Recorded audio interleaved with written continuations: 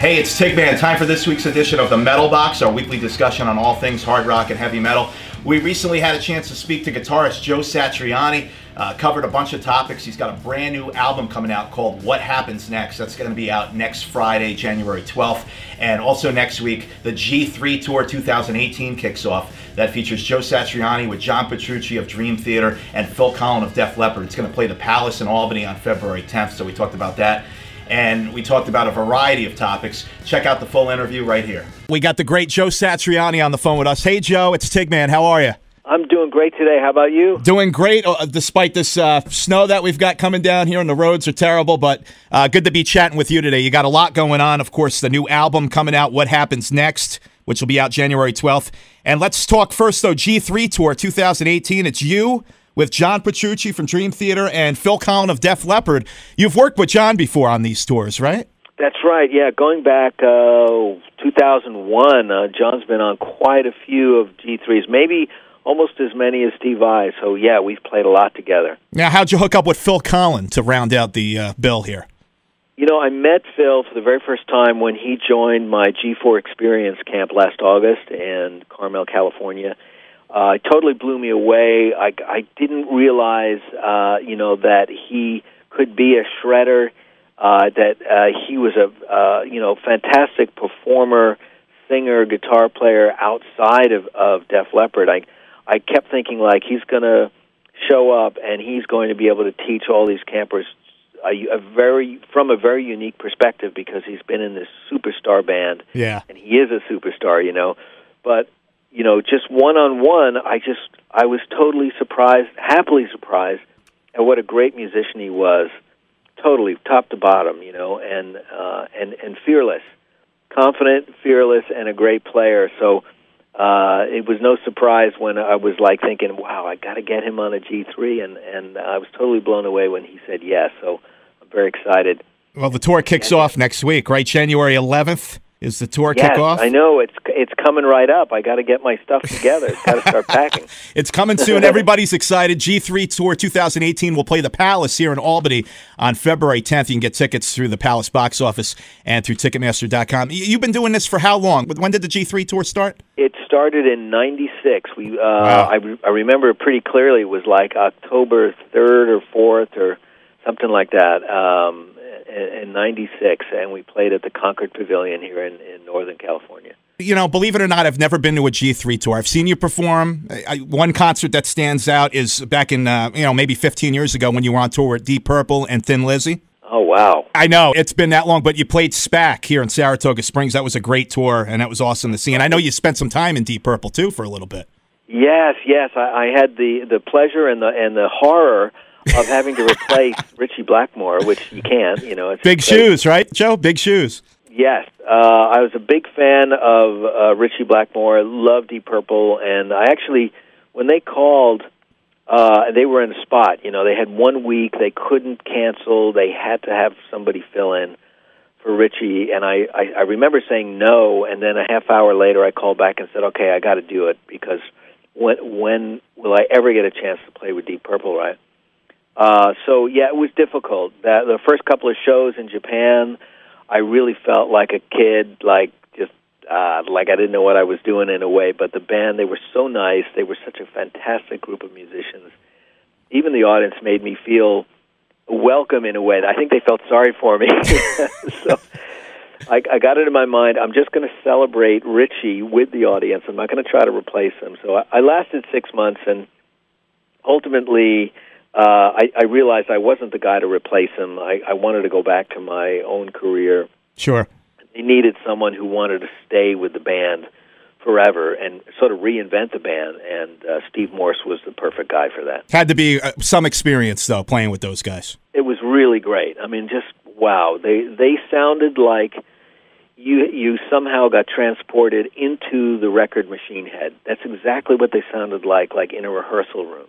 You know what I mean? It's awesome. No studio trickery needed. That's what they sounded like. It was really remarkable. Well, if somebody has not seen the G3 tour, tell us what we can expect for this upcoming tour here. On the G3 tours, in this particular one, Phil Collen and John Petrucci will play their own sets with their own bands, as well as myself, along with my band.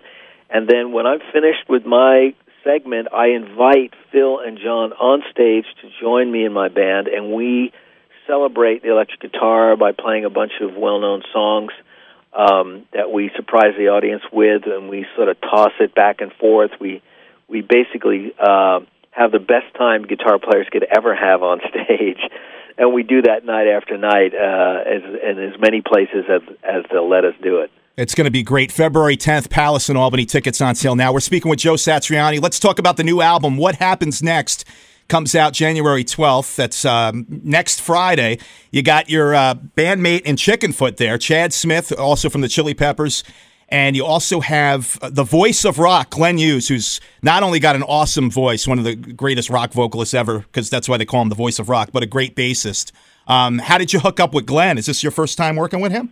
It is, really. We met each other like outside a hotel in New Zealand many years ago when we were both playing at a guitar festival down there. And then a year or two after that, we shared the stage for one Deep Purple song, as a matter of fact, at the Marshall 50th anniversary in London. And but it's like I didn't really know him, but I just was always thinking to myself, his bass playing to me is rock bass playing. You talk about the voice of rock, but for me, I was also saying, yeah, but he's also the bass player of rock, isn't he? Cause sure. That's what always hit me, is that Glenn Hughes, the singer, and the bass player, to me, is one huge tour de force, Now, the album, though, is all instrumental, obviously, right, Joe? There's no vocal tracks. Was it hard to not include the voice of rock to sing on one of these tracks? That's what I was thinking. Because, he's always singing, right, when you're hanging out with him. Yeah. He starts singing, and you go like, oh, my God, that's unbelievable. I got to record it, It was very difficult to do, to stay focused on the instrumentals. And what we've discovered, like halfway through the record, at one point he said to me, he goes, I have never recorded an instrumental record before. This is the first time anyone had ever hired him to only play bass. And I was stunned because I thought everyone would be calling him to play bass. So I was like, well, this is great. Finally, I get to channel, the great Glenn Hughes into something different, something that he can see as a new experience. And he was fantastic. I mean, the experience recording with Glenn and Chad is just like one of the greatest times I've ever had in the studio. And they're just amazing people and fantastic musicians. Great music on the new album. I've heard the tracks. We're playing Energy, which is great, and Thunder High on the Mountain is also another awesome track. January 12th, What Happens Next comes out. And before I let you go, because I know we're running out of time, I do have to ask you, what kind of students were Kirk Hammett and Steve Vai? Those two guys were great. I mean, very different how I met them. Steve Vai was 12 years old and could not play guitar at all when I met him. He showed up on my front door with a guitar with no strings in one hand and a pack of strings in the other, and said, hey, you're teaching my friend. Can you teach me how to play too? So that was my introduction to Steve. Kirk was already a really good guitar player. He was already the lead guitarist in Exodus when I met him, and I'd already moved to Berkeley, California by then. So he walked into a store where I was teaching, looking for lessons because he knew that I was teaching a bunch of other thrash metal kids in the neighborhood there. And so working with Kirk was a lot easier because he was already pretty accomplished player. He was already an advanced player, and he was still in Exodus at the time, but then very quickly he got the gig with Metallica, so the lessons became extremely important because he was working and making albums, and exciting times, very exciting times. They were both fantastically dedicated musicians, as they are today.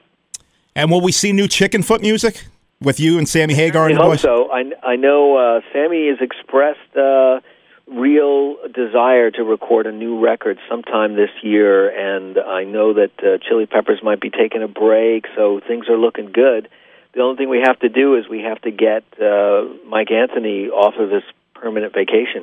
Exactly. To work a little bit. Well, hope it happens. Looking forward to that, and looking forward to G3, the Palace in Albany, February 10th. Joe, you with John Petrucci and Phil Collen, going to be a great show, and thanks for spending time with us today. It was a pleasure to chat with you. Thank you. Thank you very much. Nice to talk to you. And that'll do it for this week's edition of the Metal Box. Thanks for tuning in. The Rock and Roll Limo has arrived. We'll see you next week.